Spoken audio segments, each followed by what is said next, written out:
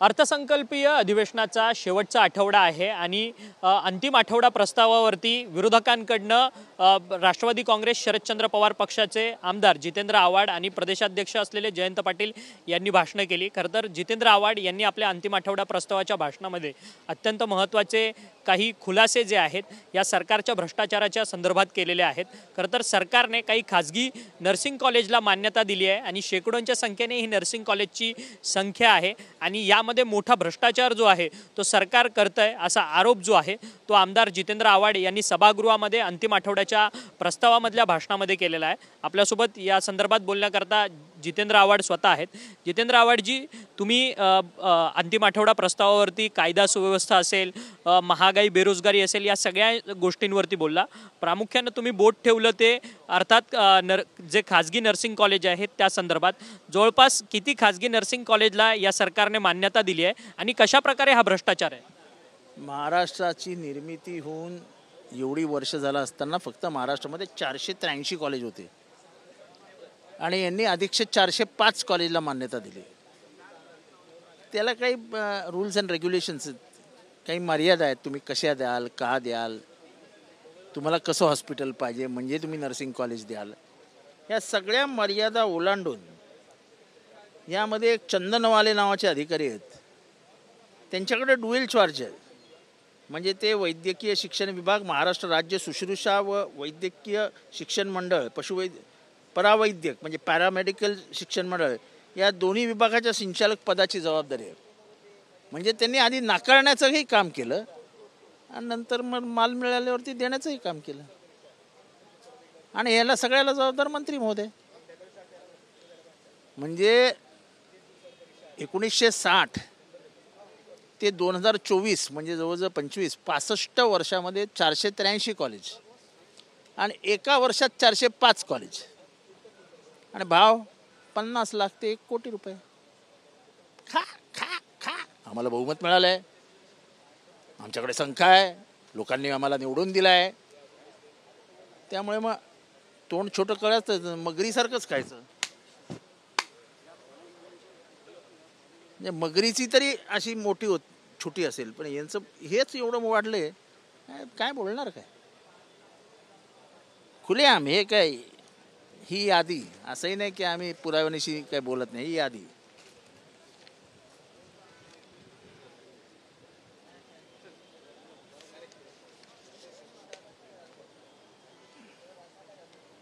ही 385ची यादी आत्ताशी, आणि त्याच्या म्हणजे पेपर फाटला माझ्या हातून, 1 नंबर। काय बोलणार काय?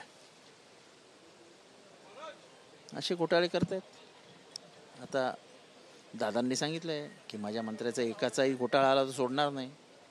दादांच्या समोरच मी यादी दिली आहे, दादांना पण यादी पाठवून दिली आहे। आता बघूया अजित दादा काय करतात। पण हे मंत्री कोण आहेत? तुम्ही दादांचे मंत्री म्हणतात, तुम्ही संबंधित शिक्षण मंत्री माझ्या अंदाजाने हसन मुश्रीफ आहेत। मला माहीत नाही, त्यांचा वाढदिवस आहे म्हणून मी त्यांचं नाव सभागृहात घेतलं नाही आणि दादांनी सांगितले की वाढदिवसाचे नाव घेऊ नका। दादांचा सन्मान म्हणजे मान राखला, मी नाव घेतलं नाही। परंतु तुम्ही म्हटलात की 1960 पासून ते आत्तापर्यंत 2024 पर्यंत 420 मेडिकल 483 नर्सिंग कॉलेजला मान्यता मिळाली आणि आता एका वर्षात 405 अधिक कॉलेजला मान्यता मिळाली। मग यामध्ये म्हणजे मंत्र्यांचा काम करण्याचा वेग, स्पीड वाढली आहे की काय? कमालीचा, अरे प्रचंड वेगवान झालेत। भ्रष्टाचार वेगवान भ्रष्टाचार। म्हणजे रेट कार्ड होता, माझी कृषी मंत्र्यांचा रेट कार्ड होता, काय चौकशी केली शासनाने? नाही केली। हार्वेस्टरमध्ये पैसे काढले, चौकशी केली शासनाने? नाही केली। अनेक भ्रष्टाचाराची त्या मंत्र्यांची उघडकीस आली, चौकशी केली शासनाने? नाही केली। आम्हाला लोकांनी बहुमत दिलंय। सकाळी एका भाषणामध्ये म्हणाले लँडस्लाईड विक्ट्री आहे आमची। ते लँडस्लाईड महाराष्ट्रामध्ये होते, लँडस्लाईड, आणि लोक मारतायत आता। परंतु सुप्रिया सुळे ज्या तुमच्या पक्षाच्या खासदार आहेत, नेते आहेत, कार्याध्यक्ष, त्यांनी सांगितलं की एक मंत्री जो आहे तो बायकोच्या आड काम करतोय, तो देखील मोठ्या प्रमाणात भ्रष्टाचार करतोय, असं त्यांनी एक सूचक वक्तव्य केलेलं। हेच ते मंत्री आहेत का?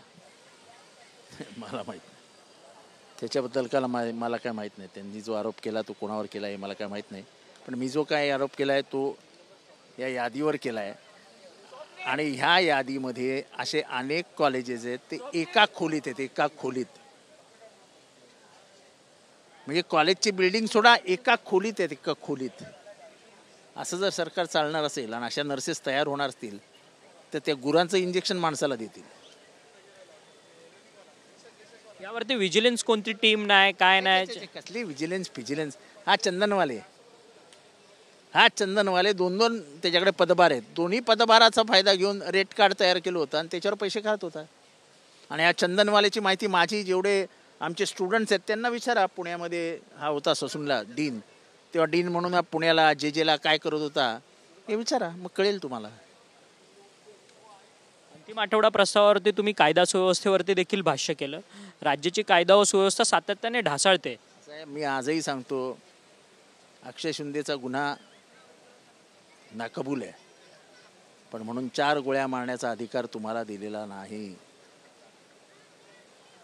तुम्ही सोमनाथ सूर्यवंशीला मारलात आणि तो श्वासोश्वासाच्या त्रासामुळे मेला असं सांगता, आणि अखेरीस न्यायदंडाधिकारी सांगतात की तो मारहाणीमुळेच मेला.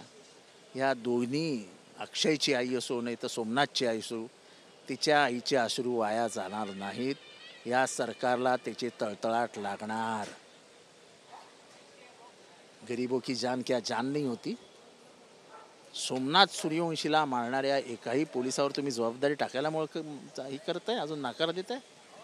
तुम्हाला इन्स्टिट्यूशनल किलिंग्स वाढवायच्यात.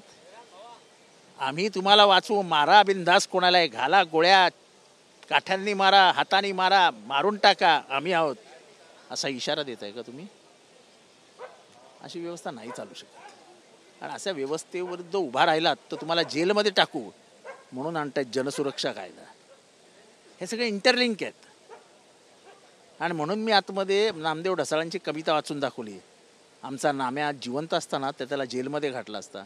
मी एवढंच म्हटलं नाही तर मी हेही म्हटलं की तुकाराम महाराज आणि कबीराला सुद्धा यांनी जेलमध्ये घातलं असतं की तुम्ही विद्रोही आहात, जेलमध्ये बसा. आणि म्हणून जनसुरक्षा कायदा येतो. तुम्ही जनसुरक्षा या कायद्यासंदर्भात म्हणतायत. खरं तर या जनसुरक्षा कायद्यासंदर्भात हरकती आणि सूचना मागवण्यात आलेल्या, परंतु सभागृहात कोणतीच चर्चा जी आहे ती या कायद्यांच्या संदर्भात होताना पाहायला मिळत नाही. आम्ही सोडणार नाही, आम्ही मरू पण हा कायदा येऊ देणार नाही. हा कायदा म्हणजे महाराष्ट्राच्या आवाजाला गळफास आहे. महाराष्ट्र विद्रोही आहे म्हणून महाराष्ट्रामध्ये मनुस्मृती जाळण्यात आली, महाराष्ट्रामध्ये महिलांची शाळा उघडली, महाराष्ट्रामध्ये शिक्षणाचे दरवाजे उघडले, महाराष्ट्राने जात्यंताची लढाई सुरू केली. महाराष्ट्र कायम कर्मकांडाच्या विरोधात उभा राहिला, कारण का महाराष्ट्राच्या मातीमध्ये विद्रोह आहे. तो विद्रोह मारून टाकायचं हा विचाराने हे सरकार काम करत आहे. जोपर्यंत आम्ही जिवंत आहोत तोपर्यंत हा विद्रोह संपवण्याचं ते काम करतील. आम्ही विद्रोह जिवंत ठेवण्याचं काम करू. या संपूर्ण अर्थसंकल्पीय अधिवेशनामध्ये तुम्ही अंतिम आठवडा प्रस्तावामध्ये अनेक मुद्दे मांडले, परंतु प्रशांत कोरटकर असेल, राहुल सोलापूरकर असेल, यांच्यावरती कोणतीही कारवाई नाही झाली. आत्ता 2 तासांपूर्वी प्रशांत कोरटकरला तेलंगणा पोलिसांनी अटक केलेली आहे. कोरटकर, सोलापूरकर हे या सरकारचे जावई आहेत, त्यांना राजश्रय होता. महाराजांबद्दल एवढं घाणेरडं गलिच्छ बिभत्स वक्तव्य करून हा माणूस पळून जातो महाराष्ट्रातनं. दुबईला देखील गेलेला, त्याचे फोटो, दुबईचे फोटो आलेले. बेशरमपणाने फोटो टाकतो दुबईमधल्या एका बोटीतले. एवढा म्हणजे सरकारला वाकुल्या दाखवत आहेत. ते माकड कसं वाकुल्या दाखवतं तसा हा कोरटकर नावाचा माकडाचा अपमान नाही करायचा मला. हा कोरटकर वाकुल्या दाखवत होता. त्या सरकारला लाज वाटली पाहिजे. सरकारने मुद्दामून वक्तव्य केल्यानंतर त्याला पळायची संधी दिली. सरकार त्यांनी वक्तव्य केल्यानंतर त्याला मुसक्या बांधून आतमध्ये फेकायला पाहिजे होतं, पण त्याला जामिनाची संधी दिली. नशीब कोर्टाने जामीन नाकारला म्हणून तो आत तरी गेला. सोलापूरकरवर अजून देखील एकही गुन्हा नाही. तो कल्चरल कमिटीचा सल्लागार समितीचा सदस्य पुण्यातला. नाही, ती रद्द केली त्यांनी जेव्हा त्यांच्या लक्षात आली याची बोंबाम होते. नाही तर 3ऱ्या नंबरवर राहुल सोलापूरकर हा कोण आहे, ह्याची बुद्धी काय, ह्याची अक्कल किती, हा बोलतो किती महाराजांवर आणि बोलून कोणाला तर डायरेक्ट महाराजांवरच. म्हणे त्याने औरंगजेबाच्या दरबारात लाच दिली आणि औरंगजेबाच्या दरबारात महाराज आले अरे तुझ्या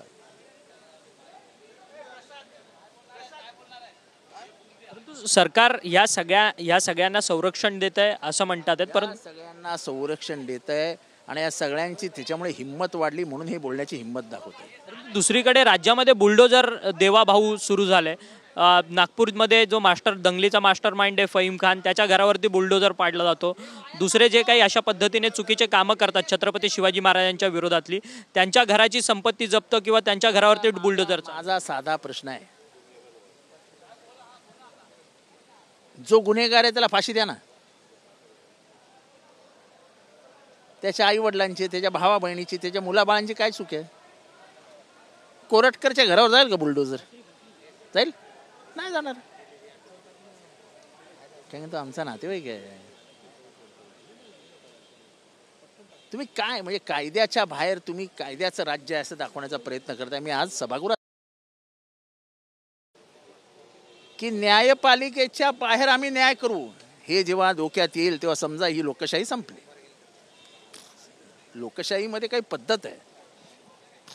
तुम्ही पोलिसांकडे जाता, पोलीस FIR नोंदवतात, FIR कोर्टात जातो, नंतर मग परत चौकशीसाठी पोलीस स्टेशनला येतो, पोलीसवाले चौकशी करतात, चार्जशीट दाखल करतात, त्याच्यावर वाद होतो आणि न्यायपालिका निर्णय करते. तुम्ही तर इथे डायरेक्ट गोळ्याच घालायला सुरुवात केली. कुणाल कामराच्या बाबतीत देखील असंच घडलं, कारण की कुणाल कामराने ज्या ठिकाणी शो झालेला, मला आज 2 कंपॅरिझन करायचे आहेत. असंच एक विभत्स वक्तव्य, म्हणजे असंच एक वक्तव्य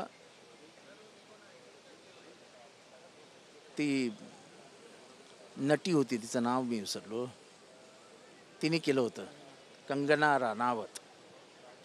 तेव्हा ह्याच सभेमध्ये लोकशाही आहे, बोलण्याचे अधिकार आहेत, हे तुम्हाला करता येत नाही, तुम्ही लोकशाही पायदळीत उडवतायत, असं लंब चौडं भाषण झालं होतं. आणि आज कुणाल कामराच्या बाबतीत बोलताना तुम्हाला अभिव्यक्ती स्वातंत्र्य म्हणजे स्वैराचार नाही असं सांगण्याचं काम झालं. परंतु सभागृहाच्या पटलावरती मुख्यमंत्री म्हणतात की कुणाल कामरावरती योग्य ती सगळी कारवाई होणार आहे म्हणून. त्याच्या हातात सत्ता आहे, तळ राखी तो पाणी चाखी. आता तुमच्या हातात सत्ता आहे, गळफासावर चढवा ना त्याला या विधानसभेच्या बाहेरून फाशी देऊन टाका, राज्य तुमचं आहे.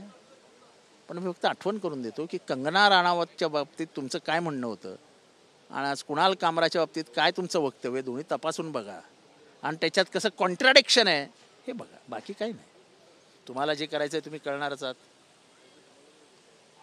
पण ह्या कॉन्ट्राडिक्शनचा महाराष्ट्र नक्की विचार करेल. आणि म्हणून कंगना राणावतला एका पोलीस हवालदारानं आपल्या नोकरीची तमा न बाळगता कानाखाली मारली होती.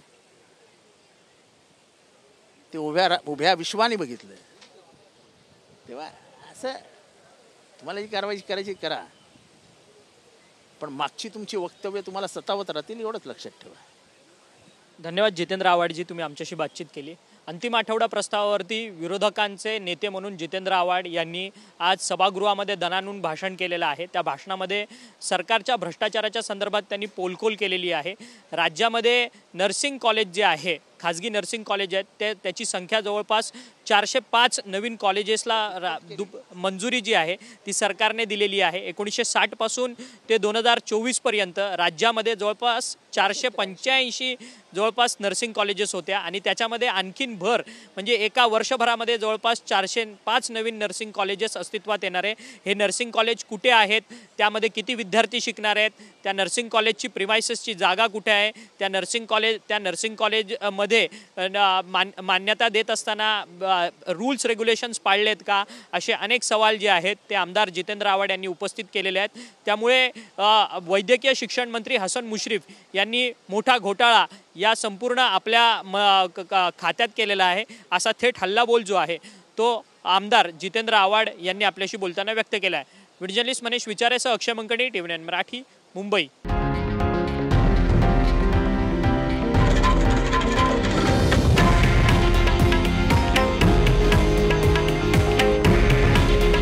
हे आहे देशातील नंबर 1 न्यूज नेटवर्क आणि आपण पाहत आहात TV9 मराठी, काळजी तुमची, हित महाराष्ट्राचं.